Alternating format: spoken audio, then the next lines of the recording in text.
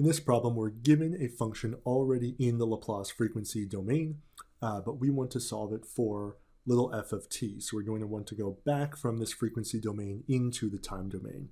So some of the work is already done for us compared to the previous examples we looked at. We don't need to take a Laplace transform, but we will need to take an inverse Laplace transform. But if we look at the form that the right-hand side is in right now, where we have this 2 over s squared, we have a 2s not minus 3, or minus 2s minus 3. If we look at the Laplace transform table, at least the shortened one we have, something in this form does not appear there. We don't have a quadratic in the bottom that has an s term and a constant. So in the form it is now, we can't simply take the inverse Laplace transform and get to f of t, because the right-hand side doesn't look like anything that's on our table. So what we want to try to do is some algebraic manipulation so that we can rewrite this to look like something that is on our table. So in this case, if we look at our numerator versus the denominator numerator has degree 0, the denominator has degree 2, so the denominator has a higher degree than the numerator. We might be able to use a partial fraction expansion to solve this one. Now, that's not always going to work when we have something in this form. In this case, it will because it's made for this particular example. So the first thing we want to look at is when we consider the bottom quadratic in this case, if it's factorable, then we can use partial fraction expansion to solve this. So this one, again, is set up purposefully so that it will be factorable. We're going to be able to find how to split that denominator. So f of s I can rewrite here as 2 over, now when I factor it, I want the two integers that are going to add to negative 2 and multiply to negative 3. So when I split this up, that solution is going to be a minus 3 and a positive 1. Right, so 1 times negative 3 is negative 3, 1 minus 3 is negative 2. So the denominator was factorable here. That's not always going to be the case though. So I want to use partial fraction expansion. So what I can do in this case, if I look at how I was able to factor the denominator, I have one s plus 1 term and one s minus 3 term. There's different ways you can do partial fraction expansion, but in this case what I'm going to do is make my first denominator the s plus 1 term, and I'm going to say I don't know yet what its numerator should be. Now add to that a fraction whose denominator is my s minus 3 term. And again, I don't know at the moment what its numerator should be, so I'll just call it capital B. And I'll be able to solve for this a and this b.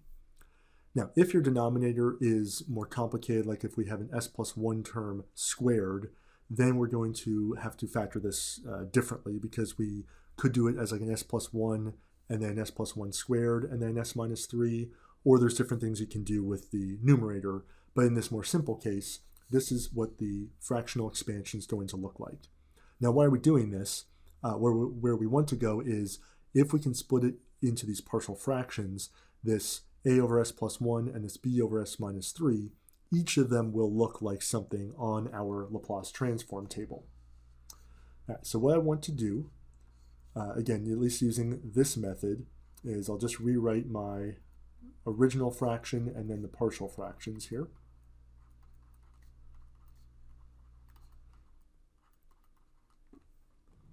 I'm going to multiply both sides by really the denominator of the left-hand side, that s plus 1, s plus 3, or s minus 3.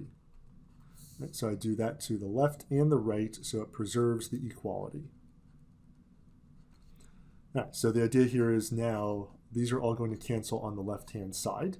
So I will be left with 2 on the left-hand side. And on the right, this a over s plus 1, well, the s plus 1 on the denominator and the s plus 1 are going to cancel. So I'll be left with a s minus 3 plus b. The s minus 3s are going to cancel, so that will be s plus 1.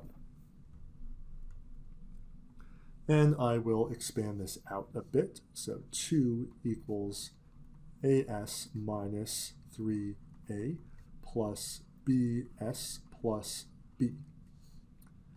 And what I want to do is I want to group on s terms. In this case, I have a constant like s to the 0 is 1 and an s. But again, in higher order systems, you might have an s squared term, an s cubed term that you would group on. So let's start with my s terms. I have an a plus a b times s. So again, I'm just factoring here, minus 3a plus b. And here I have a 2, and I will write this just for demonstration purposes as 0s plus 2. So the idea here is I have two unknowns, a and b, that I need to solve for, and I have one equation at the moment. However, really, I can write this as two equations because the coefficients of my s terms have to equate for this to be true. So what I can look at is equation number 1, let's say s terms, on the left-hand side 0, and on the right-hand side I have a plus b. So those have to be equal because those are the coefficients on the left and the right in front of my s. And then in front of my constant terms, on the left-hand side I have 2 equals, and on the right-hand side I have a negative 3a plus b. So that's how I get two equations for these two unknowns. So I can use this first equation. This tells me that a must equal negative b, which means I can rewrite my second equation as negative 3a is the same as 3b plus b. So that's 4b. So 2 over 4, or 1/2, equals b. And taking that up here, that means that a equals a negative 1/2. All right, so I solved those two equations simultaneously, and that gives me the numerators for that partial fraction expansion that I have all the way up here. So I know what a should be and what b should be. That's going to be the partial fraction expansion of f of s. So that means I can rewrite f of s as I have a negative 1/2 in the numerator over, now the a was over the s plus 1 term, and then plus positive 1/2 over the s minus 3 term, because that was the b.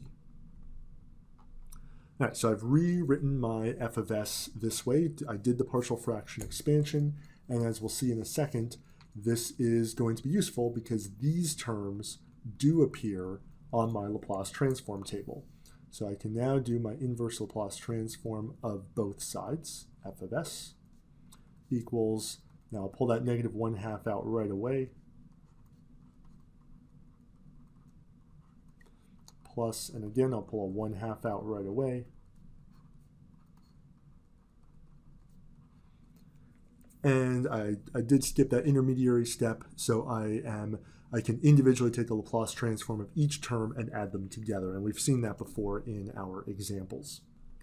Now I need to resolve my inverse Laplace transforms. The left-hand side is easy. The inverse Laplace transform of big F of s is little f of t, and that's the solution we wanted. Equals, minus 1/2 is on the outside, and now I need the inverse Laplace transform of 1 over s plus 1. So that is going to look like, and actually they both will look like this, 1 over s minus a. And I'm going to go from the right side to the left side. So the first term will be e to the, in this case, a is negative 1, because we have s minus minus 1, or s plus 1. And in the second case, a will equal positive 3. So I'll have negative 1/2 times e to the negative t power plus 1/2 e to the 3t power. And then that is going to be the solution for f of t.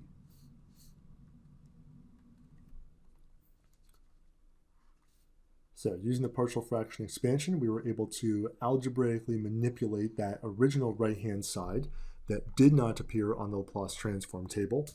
Now, in this case, it was factorable. The denominator was factorable, which let us do that partial fraction expansion.